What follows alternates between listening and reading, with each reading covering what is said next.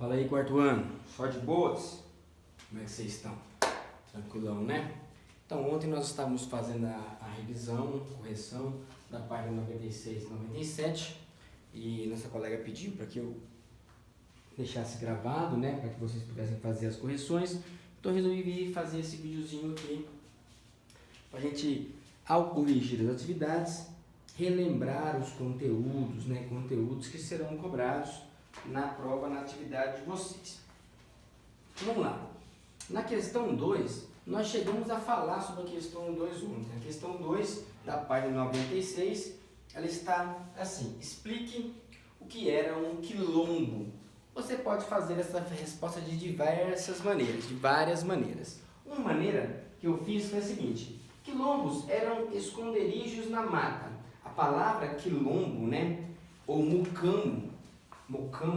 mocambo, ela pode ser literalmente traduzida, é uma palavra africana, que quer dizer esconderijo na mata. Ou seja, eram comunidades criadas por escravos que fugiam e tentavam criar um local onde podiam viver em liberdade, onde podiam viver com os seus hábitos, seus costumes, podiam viver de acordo com a sua própria cultura, né?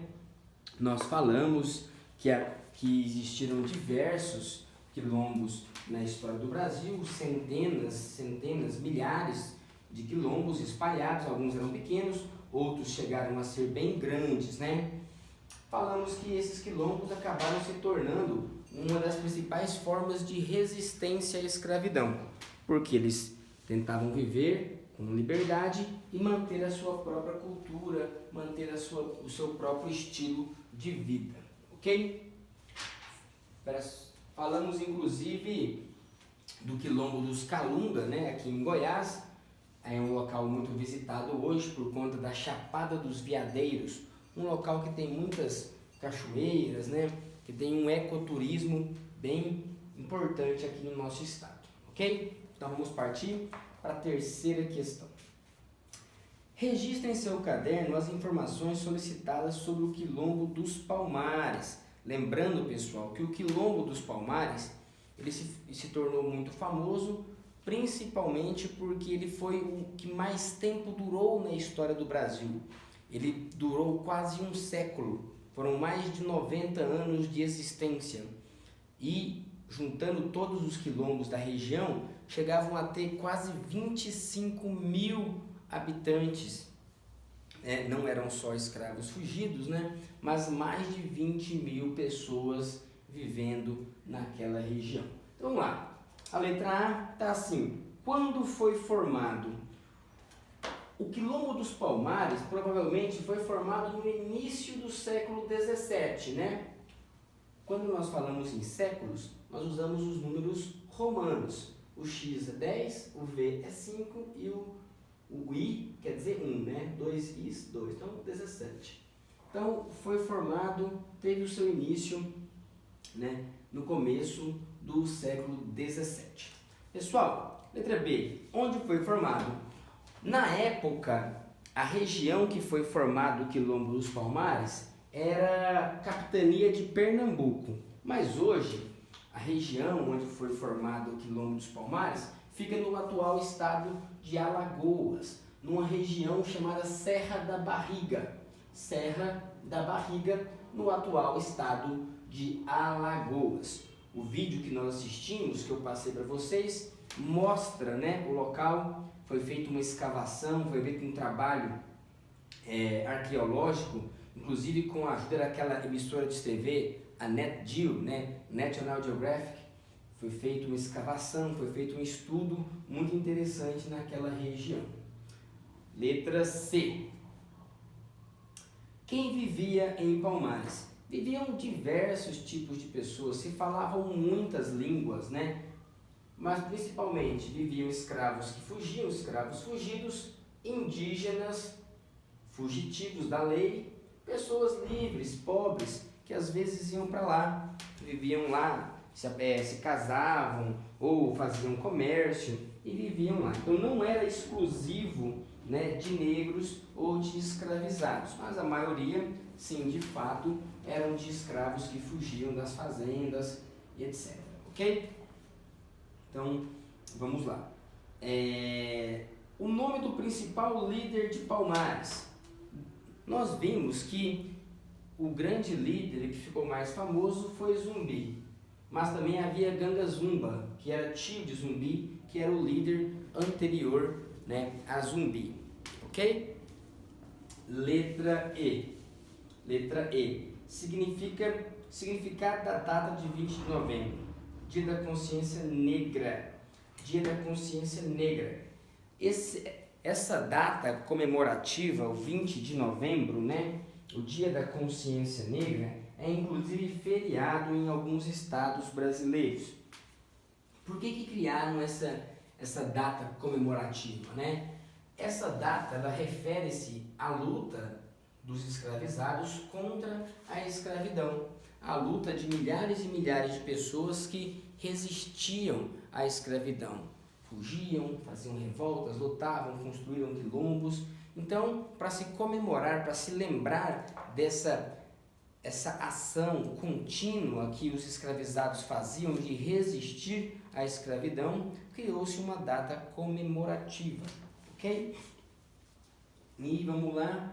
Pessoal, existe muita polêmica sobre o quilombo dos Palmares, né? Sobre muitos quilombos em geral. Havia escravidão dentro do quilombo?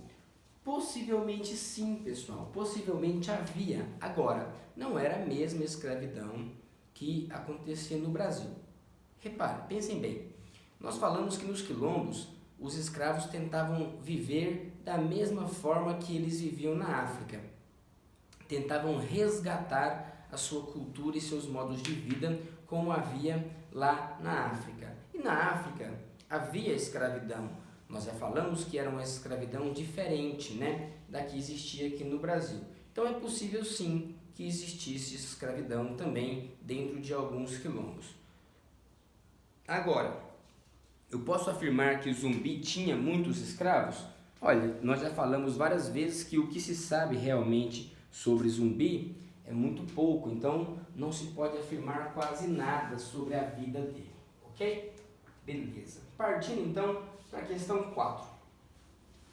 Escreva no caderno a sequência correta, né? Na sequência correta, as etapas da produção do açúcar listado a seguir. Então, no livro de vocês tem aqui as frases: embarque do açúcar em navios para a Europa, cozimento do caldo em tachos nas caldeiras, embalagem do açúcar, moagem da cana-de-açúcar no engenho, purgação, limpeza para clarear o açúcar. Eu fiz aqui uma simplificação, mas vocês podem escrever as frases inteiras, né? A primeira etapa era a moagem, onde moía a cana. Retirava-se o caldo da cana, que nós aqui em várias regiões do Brasil chamamos de garapa. Depois era levar até as caldeiras, né? Até os tachos de cobre, onde ficavam os fogões lá, a lenha, né? E fervia esse caldo, cozinhava esse caldo. Depois que esse caldo era cozido e engrossado, era colocado nas formas e levado para casa de purgar. Purgação, pessoal, é tirar impurezas, né? Os católicos aí da turma poderão fazer uma referência com o purgatório, né? Os católicos acreditam que depois que as pessoas morrem, elas vão ficar um tempo no purgatório para que elas possam tirar os seus pecados. Expurgar, tirar. Então, casa de purgar é casa de tirar as impurezas. Depois eles levavam para embalar, colocavam nas caixas de madeira e direcionavam para o embarque dos navios que levavam açúcar até a Europa. Ok, pessoal? Sem dificuldades, né? Letra número 5. Agora leia um texto sobre uma das etapas do processo de produção do açúcar nos engenhos coloniais. Em seguida, responda as questões. Então eu vou ler aqui rapidinho o trecho para vocês. Despedindo-se do feitor da moenda, João dirigiu-se à casa das fornalhas, de onde saía o cheiro forte e adocicado da garapa cozida nas caldeiras. Ali o calor tornava-se insuportável. A lenha queimava firme nas fornalhas, num clarão avermelhado, enquanto os escravos caldeireiros mexiam o caldo. Iam tirando a grossa espuma que se formava na superfície com o auxílio de grandes conchas de cobre. Aquelas escumadeiras, né? Os seus pais devem ter essas colheres que usam para fazer fritura, por exemplo, né? É uma colher com os furinhos. O trabalho era duro e difícil, a temperatura enfraquecia os negros, e o feitor das fornalhas era geralmente escolhido entre os mais fortes e violentos da fazenda. Então, pessoal, está falando sobre o processo aqui de cozimento do caldo da cana, né? No processo que eles levavam a garapa para as caldeiras. O calor era muito forte, né? O fogo da lenha era muito forte e as pessoas tinham que ficar mexendo aquele caldo sem parar. Então, realmente devia ser uma situação muito difícil. Letra A. Qual é a etapa da produção descrita no texto? O texto descreve o cozimento do caldo em tachos na casa de caldeira, né? O texto refere-se ao cozimento do caldo de cana, da garapa, nos tachos de cobre que ficavam na casa das caldeiras. Letra B. Qual era a etapa anterior a essa do cozimento? Antes de cozinhar o caldo era necessário moer a cana, né? Então, letra B, a etapa anterior ao cozimento era da moagem, né? De moer a cana, ok? Letra C. O que acontecia com o produto depois de cozido, depois de fervido nas caldeiras? As etapas seguintes eram a purgação, onde tirava as impurezas, o embalamento, o processo de embalagem e o embarque para a Europa, né? Ok. Letra D. Qual era o papel do feitor em cada uma das etapas de produção do açúcar, né? Olha, os feitores, pessoal, vigiavam os escravos para eles não fugirem, mantinham o ritmo do trabalho, né? Não deixava o escravo ficar sem trabalhar, mantinha lá o ritmo e etc. E quando precisava, ou quando ele queria também, né? Aplicavam os castigos, batiam os escravos, né? Machucavam os escravos. Número 6. Sobre as pessoas que trabalhavam nos engenhos, responda no caderno. Quais eram as tarefas dos escravizados? Pessoal, os escravizados faziam praticamente tudo.